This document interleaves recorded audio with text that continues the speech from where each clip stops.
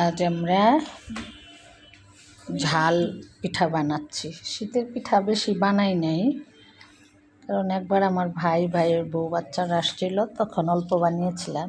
আজকে আমার ভাগ্নেরা আসছে কয়দিন যাবতীয়, কিন্তু সময় পাই না। কিন্তু কালকে থেকে আমাদের পরিকল্পনা ছিল আজকে পিঠা বানাবো। তাই প্রতিষ্ঠান থেকে এসে নামাজ পড়ে একটু রেস্ট নিয়ে এখন আমরা চা খেয়ে পিঠা বানাতে বসেছি। আমি এবং আমার ভাগনা বউ আমরা পিঠা বানাচ্ছি। ওইদিকে আমার ভাগনা নারকেল কুড়াচ্ছে, নারকেলের মিষ্টি পিঠাও হবে।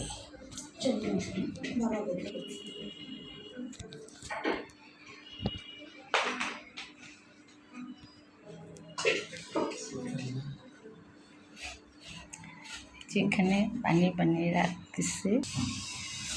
আমাদের ঝাল পিঠা বানানো হয়ে গিয়েছে, কিন্তু মিষ্টি পিঠাগুলা পুলি পিঠাটা আগে বানিয়ে তারপর ওটা ভেজে তারপর ঝাল পিঠাটা ভাজবো।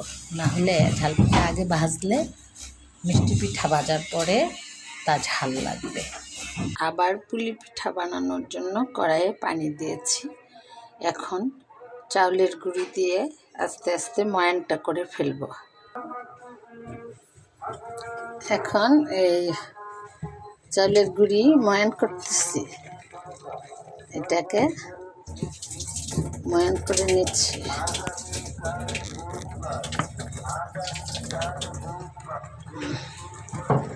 ময়ান হচ্ছে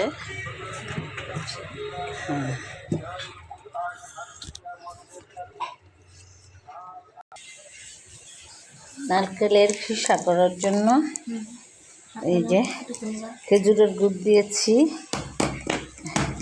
কেন ওইখানে যে প্যাকেটে আছে তাড়াতাড়ি নিয়ে আসো। এখন এটা খেজুরের গুড় দিয়ে মিশাচ্ছি।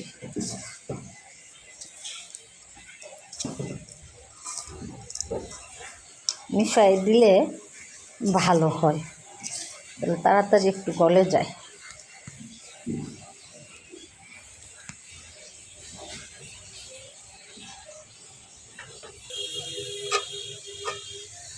এই খিসা হচ্ছে, খিসাটা যখন একটু আঠা হয়ে গিয়ে হবে তখনই নামিয়ে ফেলবো। যদি দুধ পুলিও বানাবো, আবার পুলি পিঠাও বানাবো। কিছু তেলে ভাজবো, কিছু দুধে ভিজাবো, দুধ দিয়ে চাল দিব। আমাদের কিসের কালার হয়ে গিয়েছে, খিসা হয়ে গিয়েছে প্রায়, একটু পরেই নামিয়ে ফেলবো, তারপর পুলি বানাবো।